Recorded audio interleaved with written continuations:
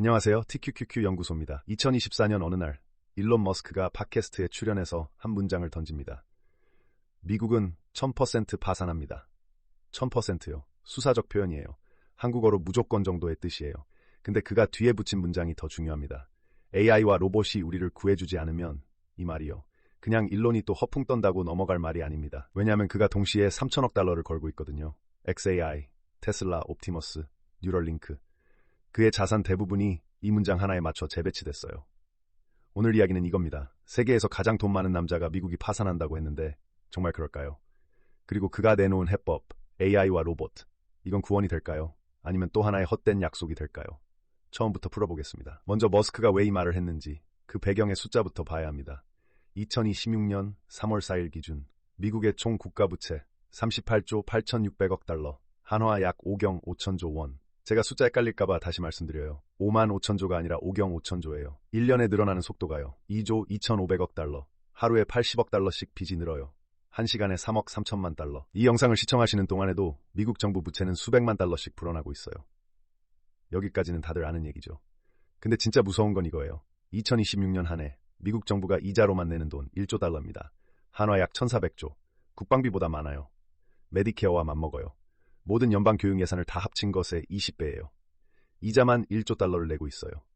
원금은 한 푼도 안 갚아요. 그리고 이게 어디로 가냐면요. 미 의회 예산처 CBO 공식 전망. 2036년이면 이자 부담이 2조 1천억 달러로 2배가 됩니다. 2056년이면 6조 6천억 달러. GDP의 6.9%.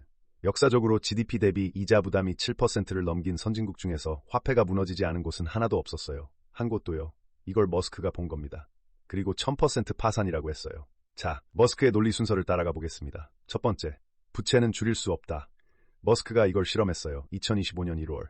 그가 미국 정부 효율성부 도지를 이끕니다. 트럼프가 만든 새 조직, 목표, 연방 지출을 2조 달러 줄인다. 결과가 어땠는지 보겠습니다. 먼저 인원 감축, 성공했어요. 2025년 1월에 301만 5천 명이었던 연방 공무원이 2025년 11월에 274만 4천 명, 9% 줄였습니다. 평시 기준 미국 역사상 가장 큰 감축 규모였어요. 근데 정부 지출은요, 7조 1,350억 달러에서 7조 5,580억 달러, 오히려 6% 늘었어요. 머스크가 공식적으로 이유를 설명했습니다. 연방 지출의 대부분은 복지 프로그램이다. 소셜 시큐리티, 메디케어, 메디케이드, 국채이자. 이 넷을 건드리지 않으면 아무것도 줄일 수 없다. 처음에 2조 달러 절감을 약속했어요. 6월에 1조 달러로 낮췄어요. 10월에 1,500억 달러로 또 낮췄어요. 최종적으로 머스크 본인이 말합니다. 어느 정도 성공했다. 이게 뭘 뜻하느냐. 세계에서 가장 많은 권력과 자본을 진 남자가 미국 정부 내부에 들어가서 1년 동안 부채 문제를 해결하려다가 실패했다는 거예요. 그래서 그가 확신합니다. 부채는 줄일 수 없다. 두 번째, 인플레이션으로 부채를 녹일 수도 없다. 역사적으로 정부가 부채를 줄이는 방법이 세 가지였어요. 세금 인상, 지출 축소, 또는 화폐를 찍어서 인플레이션을 만든다. 세 번째 방법이 고전적이었어요. 제2차 세계대전 후 미국이 이걸 썼어요. 부채를 GDP의 119%까지 올렸다가 10년에 걸쳐 연호해서 6% 인플레이션을 만들면서 실질 가치를 절반으로 줄였어요. 로마 제국도 이걸 썼어요. 은화에 구리를 섞으면서. 근데 이 카드가 지금은 안 통합니다. 왜냐하면요. 부채의 절반 이상이 외국인 보유예요. 중국, 일본, 유럽. 이들이 인플레이션 냄새만 맡아도 국채를 투매합니다. 그러면 국채 금리가 폭등해요. 금리가 폭등하면 이자 지출이 또 폭등해요. 부채가 더 빨리 쌓입니다. 이걸 재정 지배라고 불러요. Fiscal Dominance. 중앙은행이 금리를 내리고 싶어도 못 내리는 상황. 일본이 2013년부터 이 함정에 빠져 있어요. 일본 국채 수익률이 0%에 묶인 이유도 이거예요. 일본은행이 자기 국채의 60%를 사들이지 않으면 금융 시스템이 붕괴해요. 미국도 같은 길로 가고 있어요. 다만 미국은 기축통화국이라 좀 더 버팁니다. 그래도 한계는 있어요. 머스크의 계산은 이거예요. 돈을 갚을 방법도 없고 인플레이션으로 지우지도 못한다. 그러면 남은 길은 하나, 경제 자체가 폭발적으로 성장해야 한다. 여기서 그의 세 번째 전제가 등장합니다. AI와 로봇. 그는 이렇게 말합니다. 12에서 18개월 안에 미국의 성장률이 두 자릿수가 된다. 5년 안에 세 자릿수도 가능하다. 두 자릿수. GDP 성장률 10%요. 미국은 지난 40년간 연평균 2에서 3% 성장했어요. 중국이 고도 성장기의 8에서 10%였어요. 머스크는 미국이 중국의 고도 성장기 속도로 성장한다고 말하고 있는 겁니다. 어떻게요? 그의 설명. 인간 한 명의 연간 GDP 기여가 약 8만 달러다. 휴머노이드 로봇 한 대가 인간 한 명의 노동을 대체하면 로봇 한 대가 GDP에 8만 달러를 기여한다. 2040년까지 전 세계 휴머노이드 로봇 수가 100억 대에 도달할 것이다. 100억 대 8만 달러, 800조 달러. 현재 전 세계 GDP가 약 100조 달러예요. 머스크는 8배로 늘어난다고 말하고 있어요. 그리고 미국이 이 로봇 혁명의 중심이 되면 이 GDP 상승분의 상당 부분을 미국이 가져간다. 그러면 부채 GDP 비율이 자동으로 떨어지고 세수가 폭증해서 이자를 갚을 수 있고 파산을 피한다. 이게 그의 논리입니다. 자, 여기서 우리가 멈춰야 해요. 미국이 1000% 파산한다까지는 데이터가 뒷받침합니다. CBO 숫자, 국가부채 숫자, 이자 비용 숫자, 전부 사실이에요. 근데 AI와 로봇이 구원한다는 그의 두 번째 절반, 이건 그의 예측입니다. 그리고 머스크는 예측에 있어서 특정한 전적이 있어요. 2019년 4월, 테슬라 오토노미 데이, 그가 무대에 올라가서 말합니다. 내년이면 도로에 100만 대의 테슬라 로봇택시가 다닌다. 이건 확정이다. 2020년 로봇택시 0대, 2021년 0대, 2022년 0대, 2023년 0대, 2024년 라스베이거스에서 한 대 공개, 탑승은 불가능. 2025년 오스틴에서 소규모 시범, 운전석에 사람이 계속 앉아있어야 함. 2026년 현재 약 50대 운영, 슈퍼바이즈드, 즉 감독이 필요한 수준. 100만 대를 약속한 지 6년 지났고 0.005% 달성했어요. 완전 자율주행 FSD도 비슷합니다. 그가 내년이면 완전 자율이라고 말한 해를 세어보면요. 2014년, 2016년, 2017년, 2018년, 2019년, 2020년, 2021년, 2022년, 2023년, 2024년, 2025년, 11번요. 11번 내년이라고 했어요. 11번 틀렸어요. 그의 예측 실패는 FSD와 로봇택시에만 국한되지 않아요. 스타링크가 2019년에 상장한다고 했어요. 2026년 현재 비상장. 보링 컴퍼니의 LA 하이퍼루프가 2020년에 개통한다고 했어요. 2026년. 현재 라스베이거스에 2.2km짜리 시범만, 마르스 식민지 초기 버전이 2024년이라고 했어요. 2026년 현재 0명, 그리고 뉴럴링크. 머스크가 2019년에 말합니다. 2020년에 인간 임상시험을 다 실제 첫 인간 이식, 2024년 1월, 4년 지연, 그리고 가장 최근 2025년 10월, 그가 공개적으로 말합니다. XAI의 그로키 2026년 말까지 박사급 AI가 된다. 박사급 AI. 그가 말한 시간표, 1년 2개월 남았습니다. 자, 이제 우리가 묻어야 할 질문, 머스크는 왜 이렇게 자주 틀릴까요?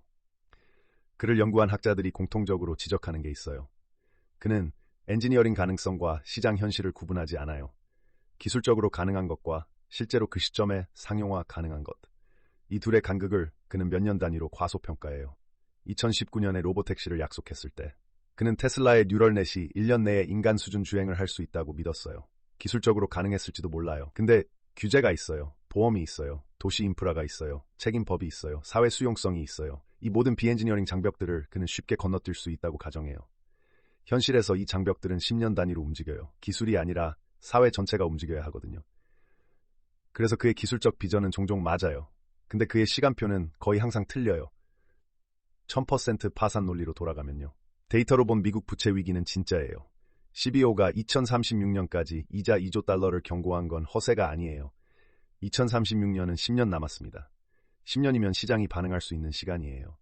근데 머스크의 해법인 휴머노이드 로봇 100억 대가 GDP를 8배 늘린다는 그의 시간표를 감안하면요. 2040년이 아니라 2070년일 수도 있어요. 그리고 2070년까지 기다리기에는 부채 시한폭탄이 너무 빨라요. 그러면 남는 건 뭐냐? 세 가지 시나리오가 있어요.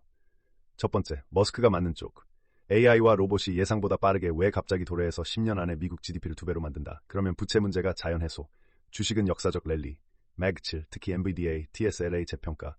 두 번째, 점진적 시나리오. AI는 오지만 느리게. 성장률은 3에서 4% 정도 가속. 그 사이 부채는 계속 쌓여서 2035년경 미국이 IMF처럼 강제 재편 들어간다. 달러 약세, 금 강세, 주식 명목상 상승, 실질 하락. 세 번째, 머스크가 완전히 틀리는 쪽. AI 인프라 400달러 B 투자가 회수 못되고 버블 터진다. 부채는 그대로 남고 2030년 전에 국채 시장에서 투매 벌어진다. 미국 금리 10%대로 폭등. 역사적 대공황급 사건. 확률이요. 아무도 모릅니다. 머스크도 몰라요. 그가 1000% 파산이라고 한 건 확률 계산이 아니라 그가 보기에 임박한 위기라는 감각적 표현이에요. 근데 이 세 시나리오에서 공통점이 하나 있어요. 1번 시나리오가 오면 성장주 폭등, 2번 시나리오가 오면 금과 원자재 폭등, 3번 시나리오가 오면 현금과 단기 채권 안전. 셋 중 어느 게 오든 자산의 100%를 한쪽에만 걸어두는 건 위험해요. 머스크는 예측에서 자주 틀립니다. 근데 그가 큰 그림에서 본 게 있어요. 2022년. 그가 트위터를 인수하면서 말했어요. 이 플랫폼이 검열 도구가 됐다. 당시 언론은 그를 비웃었어요. 2024년. 미국 연방정부가 소셜미디어에 개입한 문서들이 법원을 통해 공개됩니다. 머스크가 2년 일찍 맞았어요. 2018년. 그가 스페이스X가 나사보다 저렴하게 우주에 간다고 했어요. 당시 항공우주 업계는 불가능하다고 했어요. 2024년 스페이스X 백헌구의 발사 비용이 나사 스페이스 셔틀의 1-20 압도적 승리. 그가 방향에서는 자주 맞아요. 시간표에서 자주 틀려요. 1000% 파산 이야기도 비슷할 수 있어요. 방향. 미국 부채는 심각한 문제다. 이건 맞을 확률 높아요. 시간표. AI와 로봇이 12개월 내에 구원한다. 이건 거의 확실히 틀려요. 우리가 해야 할 건요. 그의 방향은 참고하고 그의 시간표는 믿지 않는 거예요. 부채 위기에 대비는 하되 그가 제시한 해법이 2027년에 도래한다고 베팅하지는 않는 거예요. 머스크가 예측에서 11번 틀린 그 FSD를요. 저희는 200일선이라는 보수적인 지표로 대체했습니다. 200일선은 거짓말을 안 해요. 떨어지면 떨어졌다고 말하고 오르면 올랐다고 말해요. 그게 전부예요. 구독 눌러두시면 다음 편이 올라올 때 알림이 갑니다. 감사합니다.